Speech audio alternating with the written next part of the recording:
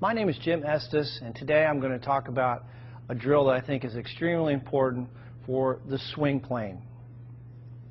So what I want you to do is, and this, by the way, is going to give you an instant understanding of exactly the feeling you want to have in the golf swing. Take a club. You can put a rod, alignment rod, in the grip, or I'm sorry, in the butt end of the golf club.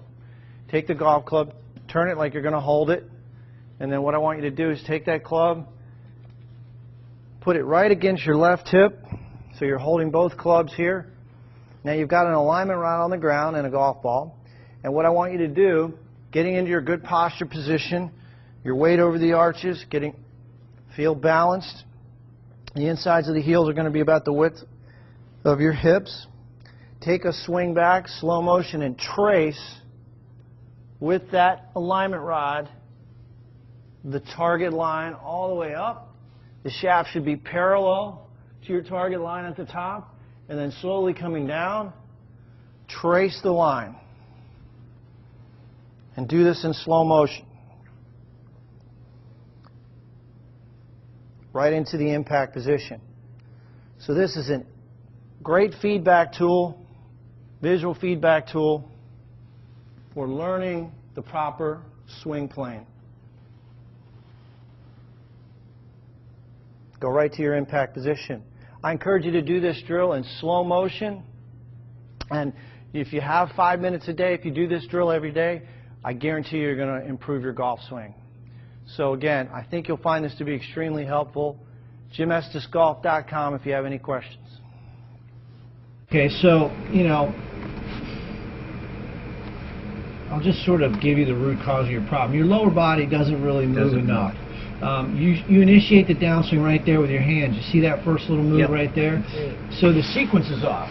So I want you to work on disassociation, which means you want to work your lower body without moving your upper body. One of the exercises I want you to do is put your hands at hip level and move your hips without moving your hands. Okay. And I want you to and then I want you to go to impact, and you can see the breakdown there.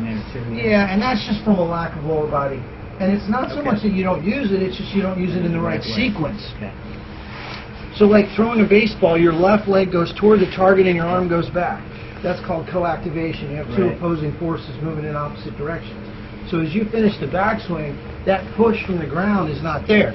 So what I want you to do is practice pushing from the ground. And your first move is you're going to push off your back foot and get your hips to shift. Okay, so look, there has to be about 10 to 12 inches of lateral push.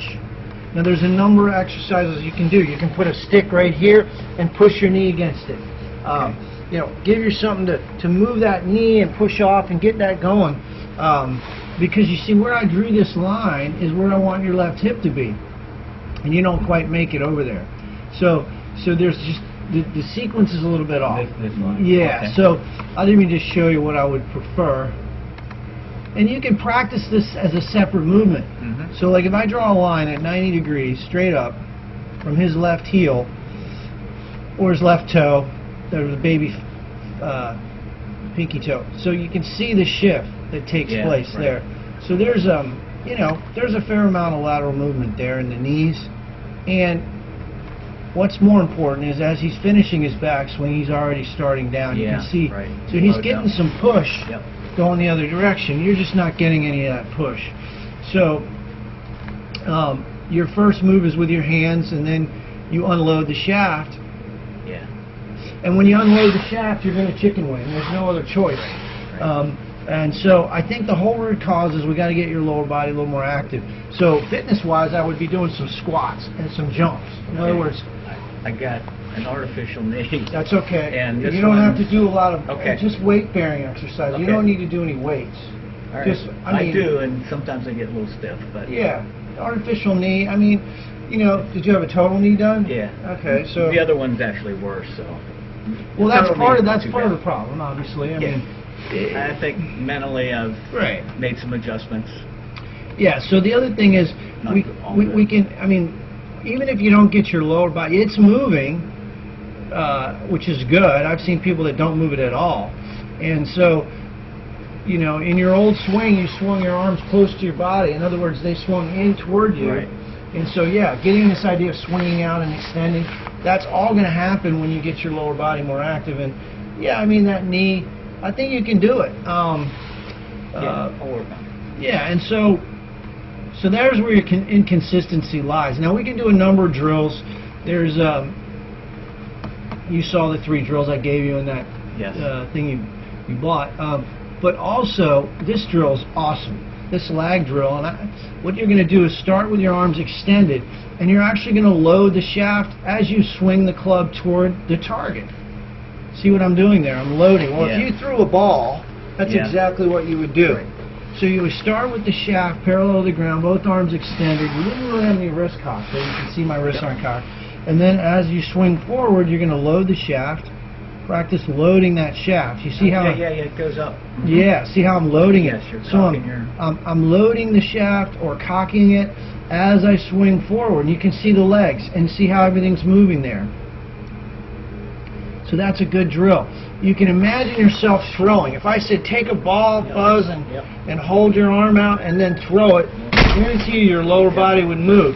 And so I have a guy, I actually show him this exercise. He takes a ball, and I said, okay, I want you to just take this ball and throw it, and look how his body moves automatically.